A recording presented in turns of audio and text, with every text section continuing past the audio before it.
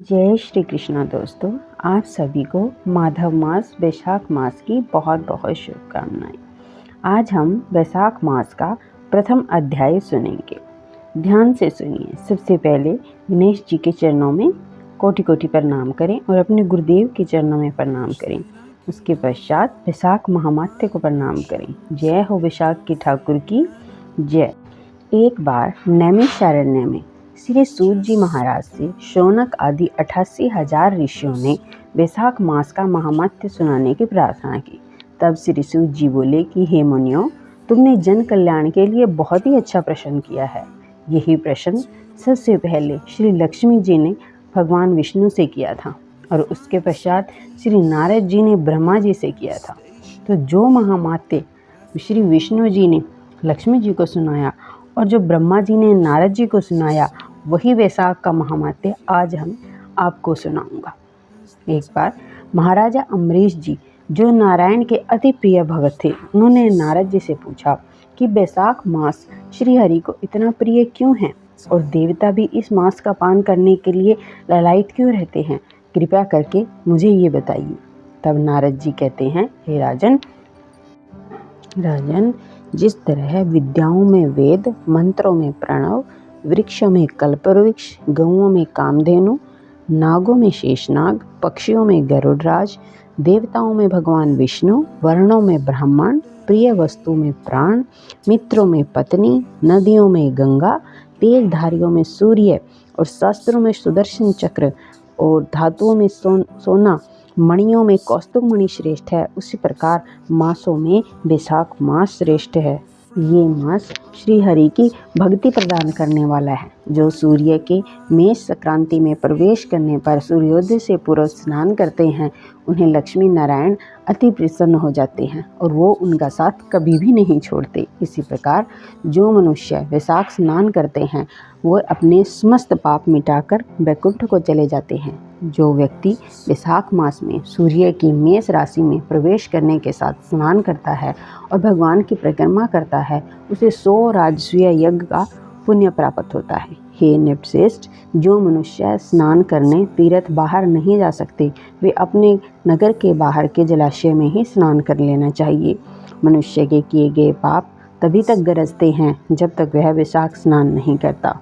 परम पुनीत वैशाख मास में सभी तीर्थ 6 घड़ी सूर्योदय से पहले नदी तालाब पे आ जाते हैं और जो इस समय तक कोई भी अगर स्नान करने नहीं आता तो वे उन्हें श्राप देकर चले जाते हैं। इसलिए मनुष्य को इस मास का में अवश्य स्नान करना चाहिए। इसी से भगवान बहुत प्रसन्न हो जाते हैं। नारद जी कहते हैं, हे राजन, जो मनुष्य वैशाख स्नान नहीं करते वे बड़े ही अभागे हैं। नारद जी कहते हैं, हे नृपश्रेष्ठ, उपवास से बढ़कर कोई तप नहीं है, दान से बढ़कर कोई सुख नहीं है, दया के समान कोई धर्म नहीं है और धर्म के समान कोई मित्र नहीं है, भगवान माधव से बढ़कर कोई रक्षक नहीं है।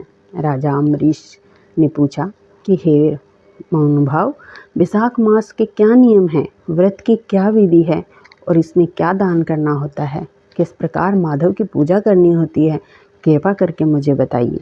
नारद जी कहते हैं, वैशाख मास श्रेष्ठ है और विष्णु भगवान को अत्यंत प्रिय है। प्रभु के प्यारे, इस मास में जो यूं ही गंवा देते हैं, उन्हें धर्महीन होकर पशु की योनि भोगनी पड़ती है। उनको कुआ बावड़ी लगाना भी व्यर्थ हो जाता है। जो नियम से भोजन करते हैं, उन्हें वैकुंठ की प्राप्ति होती है। संसार में अनेक व्रत, दान, अनुष्ठान, परंतु उनके करने से शरीर को अधिक परिश्रम करना पड़ता है। इन्हें करने के बाद भी संसार में जन्म लेना पड़ता है, लेकिन केवल वैशाख स्नान से प्राणी मोक्ष को प्राप्त हो जाता है। जो पुण्य दान करने से मिलता है, तीर्थों में जाने से मिलता है, वो सिर्फ वैशाख के स्नान से मिल जाता है और जल के दान से मिल जाता है। जो कोई भी वैशाख में स्नान नहीं करता, वो धर्महीन मनुष्य पशु योनि भोगता है। जो मनुष्य जल दान करता है, और जल दान की महिमा बहुत बड़ी होती है वैशाख मास में।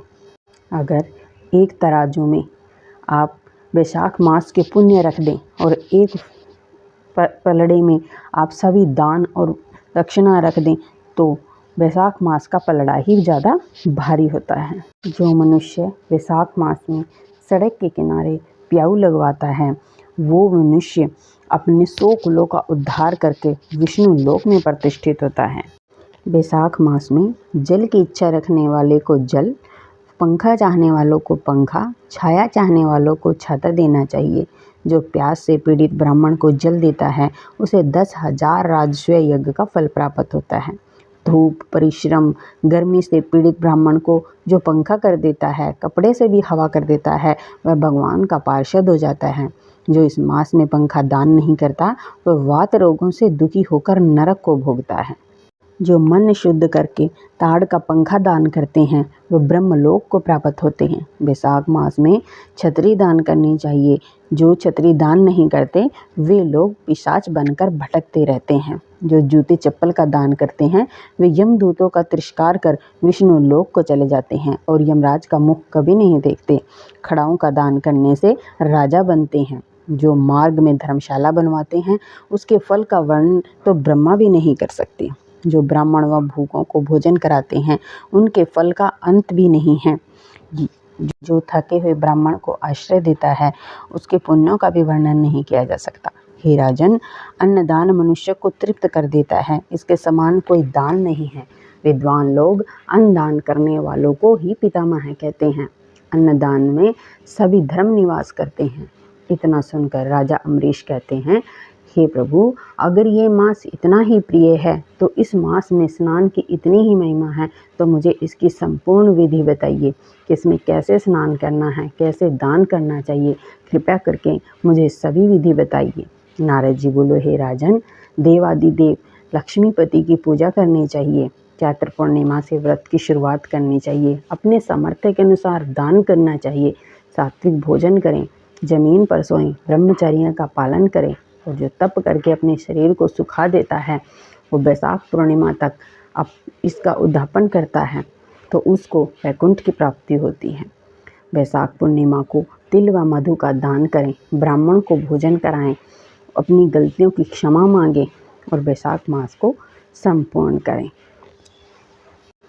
बैसाख मास महात्म्य अध्याय 1 समापन। देखिए, आप पर कान्हा जी की साक्षात कृपा है, इसीलिए आप ये बैसाख महात्म्य सुन पा रहे हैं। जीवन बहुत क्षणभंगुर है, इसका खूब उपयोग कीजिए। ऐसे पवित्र मास में जरूर से जरूर सत्कर्म कीजिए। अंत में बस आपसे इतना ही कहना चाहूँगी, क्षणभंगुर जीवन है पगले, कर ले प्रभु का ध्यान रे, ना जाने कब देह का पंछी कर जाए प्रस्थान रे। राधे राधे।